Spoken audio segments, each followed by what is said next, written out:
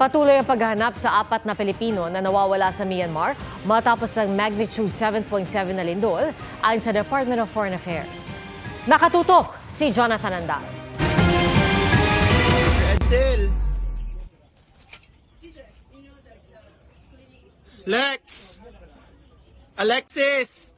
Kuha ito sa Myanmar habang hinahanap sa gumuhong gusali ang mag-asawang sina Alexis Gale at Edsel Jess Adalid. Pinaniniwalaan silang natrap sa tinitirhan nilang 12-story building na Sky Villa Condominium na nasa syudad ng Mandalay na pinakamalapit sa epicentro ng magnitude 7.7 na lindol. Teacher Edsel! Lex! Sa bahaging ito, naghahanap ang mga kapwa nila Pinoy dahil nakita nilang nakasabit dito ang brown na jacket na ito ni Alexis. Sa ilalim daw ng sofa na ito, ang kwarto ng mag-asawa na nasa 9th floor ng Tower D. Kagabi, taimtim na nagdasal ang kanilang pamilya sa Bai City sa Negros Oriental para sa kaligtasan nilang dalawa.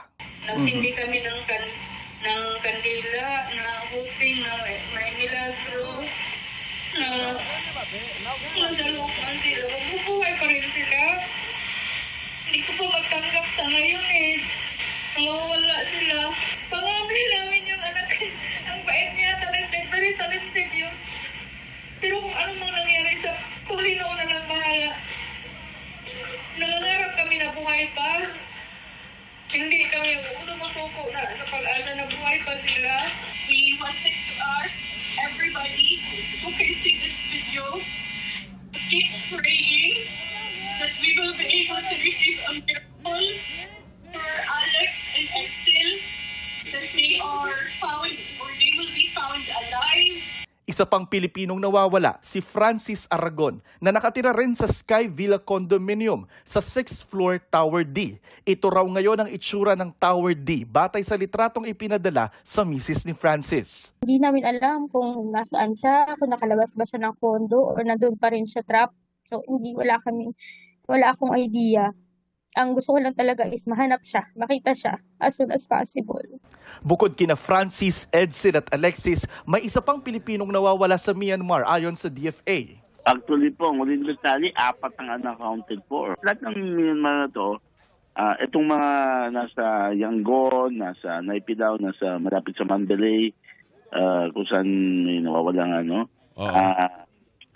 mga professionals yan, usually mga teacher, mga office workers, no?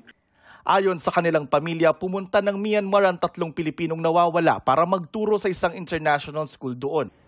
Sabi ng Office of Civil Defense, naghahanda na silang magpalipad sa Myanmar ng 114 na mga tauhan sa April 1 na tatagal doon ng 2 linggo para sa humanitarian aid. Gusto ng mga kaanak ng mga nawawala na makasama papunta sa Myanmar. Para sa GMA Integrated News, Jonathan Andal, nakatutok 24 oras.